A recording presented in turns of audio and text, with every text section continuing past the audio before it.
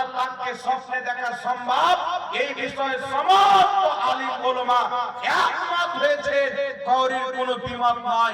দ্বিতীয় নম্বরে চলে আসে আপনার বিশ্ববিখ্যাত ইমাম কাজী আয়াদ রাহমাতুল্লাহ আলাইহি, মালকি মাযহাবের ইমাম। তিনি একটি কিতাব লিখেছেন আশ-শিফা। এই কিতাবের মধ্যে লিখেছেন আল্লাহ পাককে স্বপ্নে দেখা সম্ভব, এই বিষয়ে সকল একমত, কাউরির কোনো মতভেদ নাই। তাহলে প্রমাণ কি হলো বাবা? সাহাবীদের আকীদা, মুহাদ্দিসদের আকীদা, ফুকাহাদের আকীদা, আল্লাহকে স্বপ্নে দেখা সম্ভব। তাহলে ইমামে আযম আবু হানিফা আল্লাহকে স্বপ্নে দেখেছে, এটা নাজায়েজ কথা নয়, এটাই হচ্ছে ইসলামের আকীদা। জোরে বল সুবহানাল্লাহ। আর যারা বলছে স্বপ্নে দেখা সম্ভব নয়, যারা নিজেকে লামাযহাবী বলে, হানাফি মাযহাবের বিদ্বেষ অন্তরে লালন করে, তারা বলে আবু হানিফা আল্লাহকে স্বপ্নে দেখেছে, স্বপ্নে আল্লাহকে দেখা সম্ভব নয়। এখন আপনাকে বলতে চাই বিরাদর ইসলাম, আজকের দুই পাতা বাংলা পড়নেওয়ালা, লম্বা দাড়িওয়ালা মূর্খের কথা আমরা মানবো না আবু বকর সিদ্দিকের কথা মানবো? জোরে বলে। না ইমাম ইবনে হাজার আসকালানির কথা মানবো, না ইমাম নববীর কথা মানবো, না ইমাম কাজী আয়াতের কথা মানবো? আমরা হলে সুন্নাত ওয়াল জামাত, মুহাদ্দিসদের কথা মানি, সাহাবীদের কথা মানি। বর্তমান সোশ্যাল মিডিয়ায় ঘুমটাওয়ালা শয়তানদের কথা আমরা হলে সুন্নাত ওয়াল জামাত মানতে পারি না। বল সুবহানাল্লাহ। আগে চলেন বিরাদর ইসলাম, যারা বলে যে আল্লাহকে স্বপ্নে দেখা সম্ভব নয়, তাদের সবচাইতে বড় ইমাম, লামাযহাবীদের সবচাইতে বড় গুরু ইবনে তাইমিয়া একটি কিতাব লিখেছে জাহমিয়াদের রদ্দে। সেই কিতাবের মধ্যে ইবনে তাইমিয়া লিখতেছে, যেই ব্যক্তি বলবে আল্লাহকে স্বপ্নে দেখা বৈধ নয়, সম্ভব নয়, সেই ব্যক্তি হলো মেন্টাল ব্যক্তি, পাগল ব্যক্তি। চিন্তা করছেন বাবা? যেই লামাযহাবীরা ইবনে তাইমিয়াকে শাইখুল হাদিস বলে, আর তারা বলে আল্লাহকে স্বপ্নে দেখা যায় না, তাদের ইমাম নিজেই বলতেছে যে যেই ব্যক্তি বলবে আল্লাহকে স্বপ্নে দেখা যায় না, সেই ব্যক্তি হলো মেন্টাল, সেই ব্যক্তি হলো পাগল। এখান থেকে কি বুঝতে পারা গেল? যারা বলে আবু হানিফা স্বপ্নে আল্লাহকে দেখেনি, সেই ব্যক্তি হলো মেন্টাল ব্যক্তি। আর যারা বলে আবু হানিফা আল্লাহকে স্বপ্নে দেখেছেন, এটা সম্ভব, এবং এটাই হচ্ছে মুহাদ্দিসদের আকীদা, সালাফদের আকীদা। জোরে বলুন সুবহানাল্লাহ। ভাবনার বিষয় হচ্ছে, চিন্তার বিষয় হচ্ছে, নাম নিজের সালফি রেখেছে আর আকীদা 2025 এ তৈরি করতেছে বাবা। পূর্বের মুহাদ্দিসদের আকীদাকে ওভারটেক করে, ফুকাহাদের আকীদাকে ওভারটেক করে, সাহাবীদের আকীদাকে ওভারটেক করে, নাউযুবিল্লাহ ইংরেজি আকীদা লালন করনেওয়ালা নিজের নামকে সালাফি রাখে। আরে সালাফি কাকে বলে? যেই ব্যক্তি পূর্বের মুহাদ্দিসদের আকীদার প্রতি কায়েম থাকবে, তাদেরকে সালাফি বলা হয়। পূর্বের মুহাদ্দিসগণ লিখেছেন আল্লাহকে স্বপ্নে দেখা যায়, এই বিষয়ে কারোর মতভেদ নাই। পূর্বের মুহাদ্দিসরা লিখেছেন আবু হানিফা 40 বছর এশার ওযুতে ফজরের নামাজ পড়েছে। তাহলে কেউ যদি সালাফদের তরিকাতে থাকে, তো সুন্নি হানাফিরা রয়েছে, লামাযহাবীরা শয়তানের তরিকাতে আছে, আহলে সুন্নাত ওয়াল জামাত সালাফদের তরিকায় আছে। জোরে বলতে হবে সুবহানাল্লাহ। এবার আগে চলেন পৃথিবীর মুসলমান, কয়েকটি কথা আপনাকে বলি। হানাফি মাযহাবে পুরুষ এবং মহিলাদের নামাজের মধ্যে কিছু ভিন্নতা রয়েছে। পুরুষদের নামাজের তরিকার মধ্যে কিছু আলাদা তরিকা আছে, আর মহিলাদের তরিকা কিছু আলাদা আছে। তো বর্তমান জামানাতে কিছু চুজা মৌলবি বেরিয়েছে, এরা বলতে চায় যে হানাফি মাযহাবে মহিলাদের নামাজ পুরুষদের নামাজ আলাদা, কিন্তু শরীয়তে হাদিস মোতাবেক আলাদা নয়। তাদেরকে বলেন পুরুষদের নামাজ মহিলাদের নামাজ এক, দলিল দাও। তো সেই ব্যক্তি দলিল দিলে রাসূল পাক বলেছেন, তোমরা এমন ভাবে নামাজ পড়ো যেমন ভাবে আমাকে পড়তে দেখছো, এমন ভাবে নামাজ পড়ো যেমন ভাবে আমাকে পড়তে দেখছো। তো যেইভাবে রাসূল পাক নামাজ পড়েছে, সেইভাবে পুরুষকেও পড়তে হবে, সেইভাবে নামাজ মহিলাকেও পড়তে হবে। আমার একটা প্রশ্ন হলো, এরকম লামাযহাবীদেরকে তোমাদের মসজিদে মহিলারাও নামাজ পড়তে যায়, ইমাম যখন ওয়ালা দাল্লিন বলে, তোমাদের মতে তোমরা জোরে আমিন বলো, তো তোমাদের মহিলারাও জোরে আমিন বলেন, আস্তে আমিন বলে? কথা বলে আস্তে বলে। তো তোমরা বলছো পুরুষের নামাজ আর মহিলাদের নামাজের মধ্যে কোনো তফাৎ নাই। আমি তোমরা জোরে বলছো, মহিলারা আসতে কেন বলছে? পৃথিবীর কোন কিতাবে এমন কোন একটি হাদিস দেখাতে পারে না যেখানে রাসূল পাক বলেছে পুরুষরা জোরে আমিন বলবে, মহিলারা আসতে আমিন বলবে। তারা যুক্তি দিবে, যুক্তিটা কি? মহিলাদের আওয়াজে হলো পর্দা, তাই মহিলারা আসতে আমিন বলবে, পুরুষরা জোরে আমিন বলবে। আমরাও সেটাই বলি। এই বিষয়ে ফুকাহায়ে কেরামের ইজমা রয়েছে, একমত রয়েছে যে মহিলারা সিনাতে হাত বাঁধবে, পুরুষরা নাভির নিচে অথবা নাভির উপরে হাত বাঁধবে। তো মহিলারা সিনাতে কেন বাঁধবে? তাদের সিনাও হলো সাতরে আওরাত, সিনাও হলো পর্দা, তাই সিনাতে হাত বাঁধলে তাদের পর্দা বেশি হবে। পুরুষ নাভির নিচে হাত বাঁধলে তাদের খাকসারি আল্লাহর দরবারে বেশি হবে। এই জন্য মহিলারা বুকে হাত বাঁধবে আর পুরুষরা নাভির নিচে হাত বাঁধবে। এই বিষয়ে ফুকাহাদের ইজমা রয়েছে। আর যদি কোনো পুরুষ বুকে হাত বাঁধতে চায়, বর্তমান সময়ে দেখবেন কিছু পুরুষ বুকে হাত বাঁধে, মানে কি না বাবা? ঠিক ঠিক বলেন। তারা যেগুলো হাদিসে দলিল দেয়, আমি আপনাদেরকে বলতেছি শুনেন, কিয়ামতের সকাল পর্যন্ত আমার চ্যালেঞ্জ থাকলো, এইভাবে বুকে যারা হাত বাঁধে, আল্লাহর ইজ্জতের কসম খেয়ে চ্যালেঞ্জ দিচ্ছি, সারা পৃথিবীতে কোন ইমাম কোন মুহাদ্দিস থেকে একটা গ্রহণযোগ্য কল যদি দেখাইতে পারে যে এই হাদিসগুলিকে গ্রহণ করে একজন ইমামের গ্রহণযোগ্য কল রয়েছে যে সিনাতে হাত বাঁধতে হবে, আমি তাকে 10 লক্ষ টাকা পুরস্কার দিতে রাজি। সুবহানাল্লাহ। কিয়ামতের সকাল পর্যন্ত দেখাতে পারে না। ইমাম শাফি বলেন, ইমাম শাফি থেকে একটি কল সিনাতে রয়েছে, তবে এটা তিনার গ্রহণযোগ্য কল নয়। তিনার গ্রহণযোগ্য কল হচ্ছে নাভির উপরে হাত বানা। তো নাভির উপরে হাত বানা, নাভির নিচে হাত বানা, এই দুই বিষয়ে সহিহ হাদিস রয়েছে। এই দুই সাহাবীর মধ্যে পরিচালিত ছিল, এইগুলো তাবেঈনদের মধ্যেও পরিচালিত ছিল। সালাফগণ নামাজ পড়েছে, কেউ নাভির নিচে হাত বানে, কেউ নাভির উপরে হাত বানে। এখন যারা বুকের উপরে হাত বানে, শুনেন পৃথিবীর মুসলমান, আজ থেকে প্রায় 1000 বছর পূর্বের লেখা কিতাব, যে কিতাবটির নাম হলো আল মাবসুত, এই কিতাবের মধ্যে লেখা আছে বুকে হাত বেঁধে ইবাদত করা এটা ইহুদিদের তরিকা।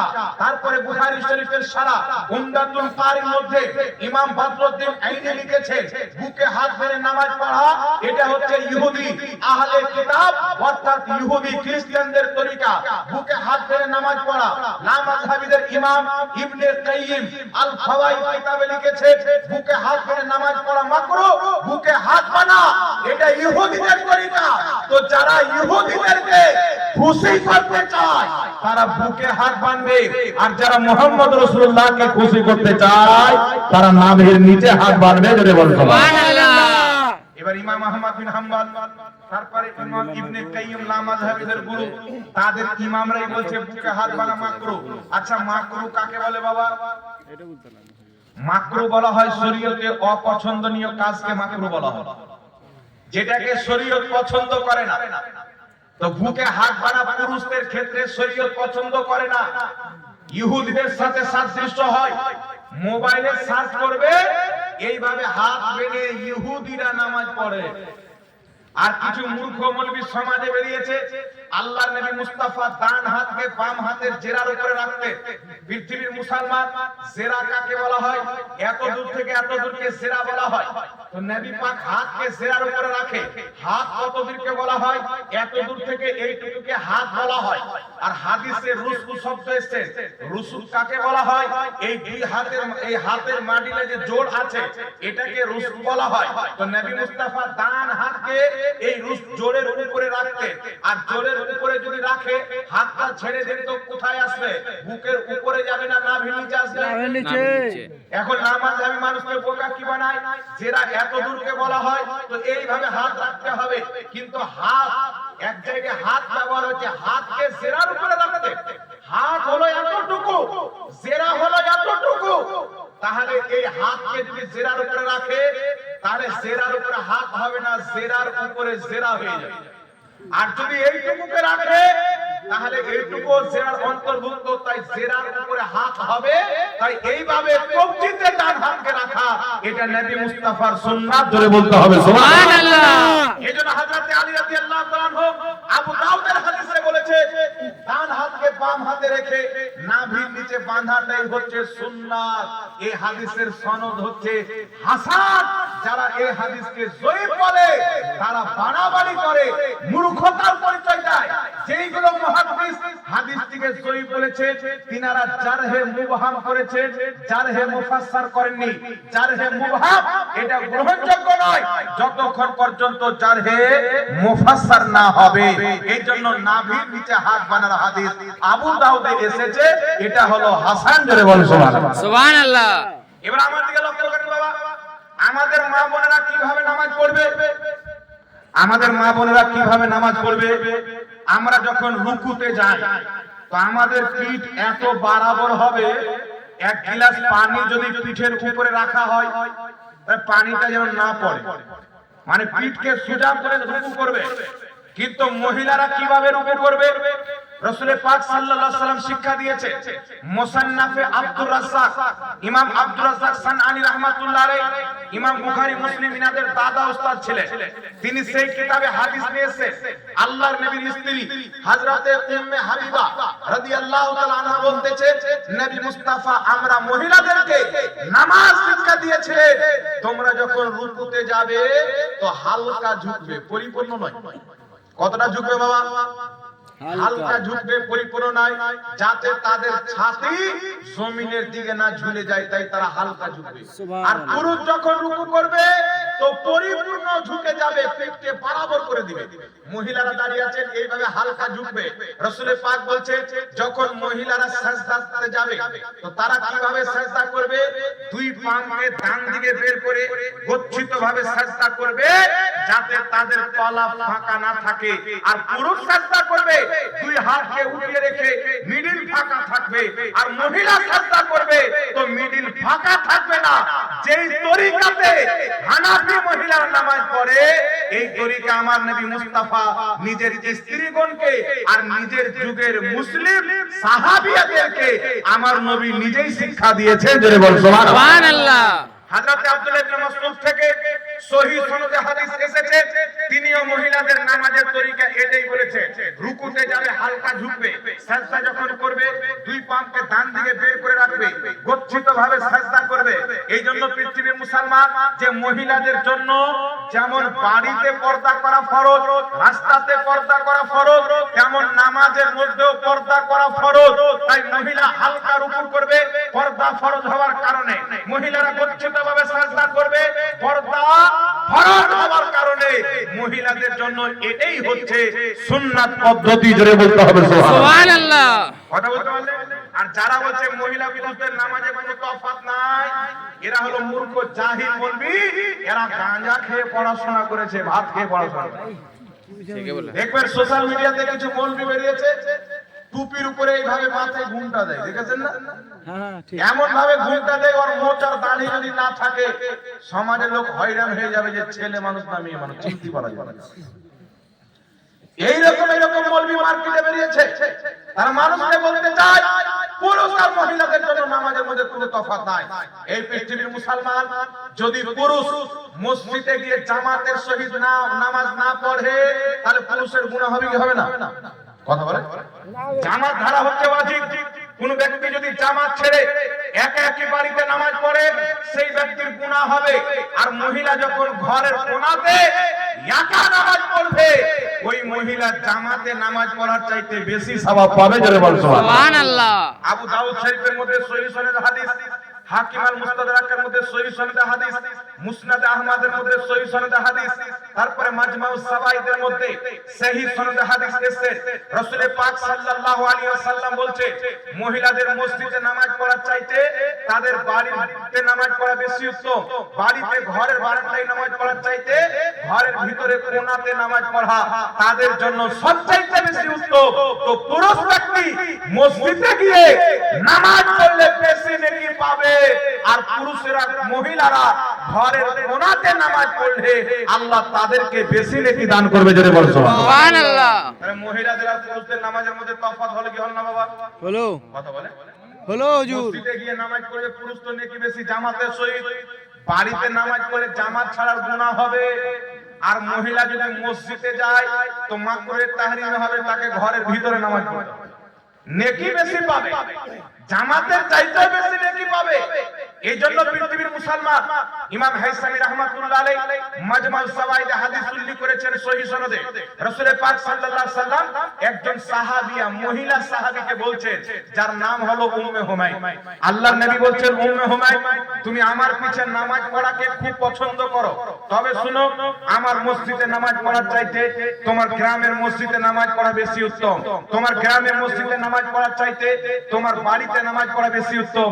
বাড়ির যে কোনো জায়গাতে নামাজ পড়ার চাইতে ঘরের কোণাতে নামাজ পড়া তোমার জন্য সবচাইতে বেশি উত্তম।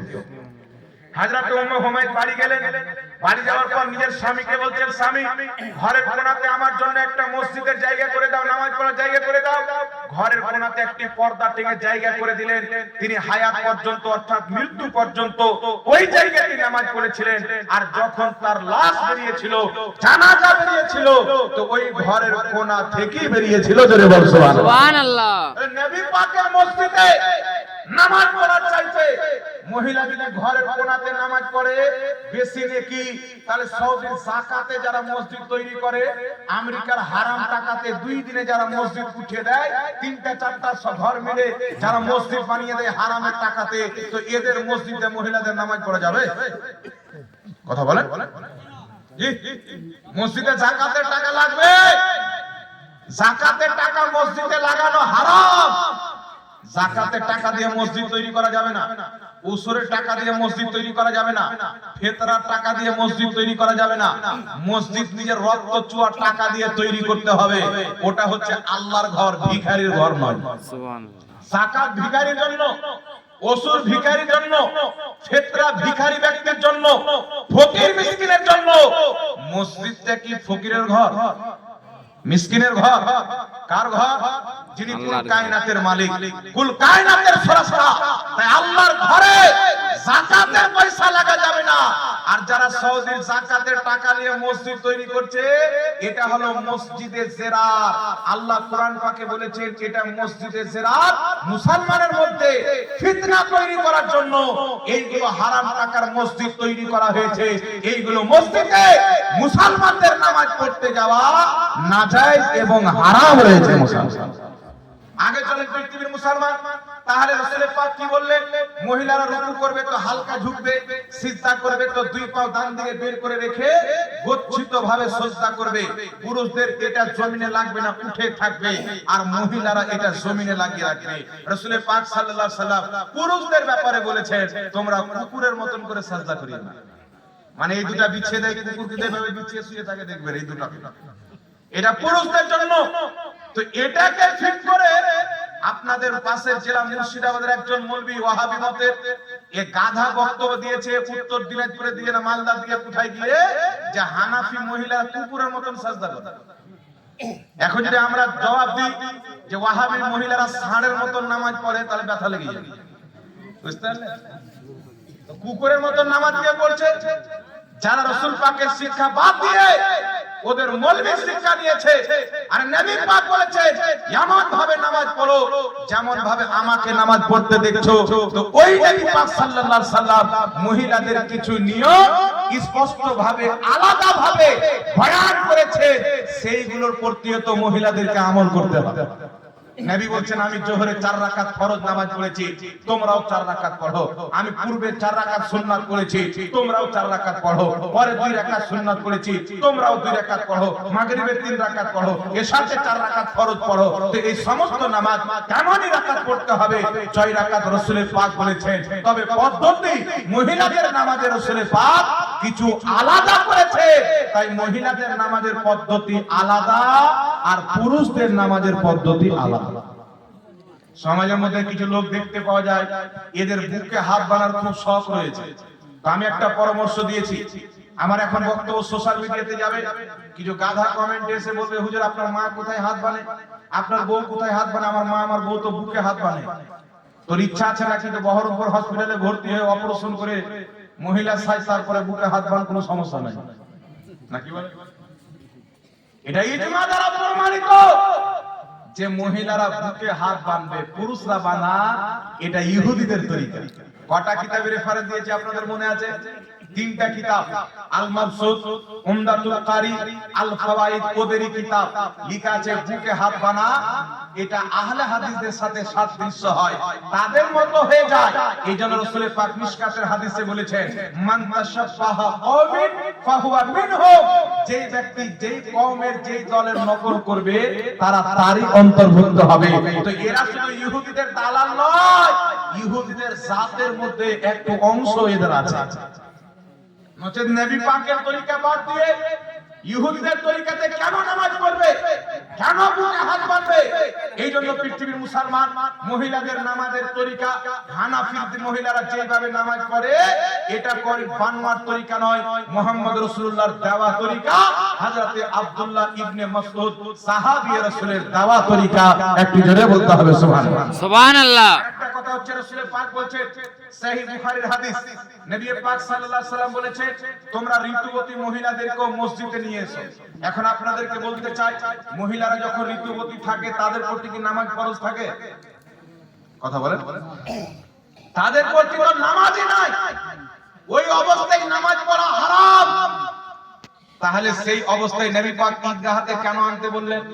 উলামায়ে কেরাম, ফুকাহায়ে কেরাম বলছেন, ওই সমাজে নতুন নতুন ইসলামের হুকুম আহকাম অবতীর্ণ হয়েছিল, মহিলাদেরকে রাসূল পাক ডেকেছিলেন দ্বীন শিক্ষা দেওয়ার জন্য, খুতবা অর্থাৎ বক্তব্য শোনার জন্য এবং দুআতে শরীক হওয়ার জন্য। জোরে বলেন সুবহানাল্লাহ।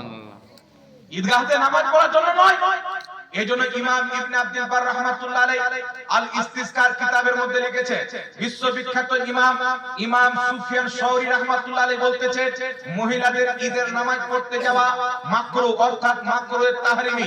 বিশ্ববিখ্যাত ইমাম ইবনুল মুবারক, আব্দুল্লাহ ইবনে মুবারক রাহমাতুল্লাহ আলাইহি বলছেন, মহিলাদের ঈদগাহতে নামাজ পড়তে যাওয়া মাকরুহ।